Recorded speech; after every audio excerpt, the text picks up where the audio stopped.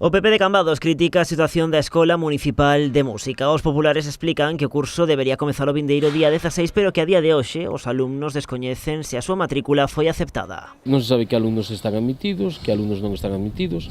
Hai persoas que escolleron varios instrumentos, non saben ainda pois, de que instrumento van a recibir clases os seus fillos e, bueno, pois non se informa aos pais nin ás nais. Uns 200 alumnos acoden cada curso a esta Escola Municipal de Música, unha das concelleiras do Grupo Popular e tamén unha das nais afectadas. Lamenta o agravio xerado pola falta de información sobre o estado das matrículas. Asegura que as familias están moi descontentas. A Escola Municipal é un centro no que os pais se axudan para poder conciliar, os pais non saben a día da fecha que horarios van a ter os nenos, como poden conciliar co resto de actividades hasta que acoden e coa propia vida familiar, porque xa sabemos que hoxe en día pois necesitamos pois deste tipo de actividades para poder organizarnos un pouquiño no ámbito as familias, deste xeito vémonos totalmente imposibilitados. No PP pidenlle tamén ao Executivo local que resolva canto antes o contrato coa empresa para dar ese servizo. Ese contrato rematou hai meses, agora factura mensualmente polos servizos prestados. Levan xa 3 meses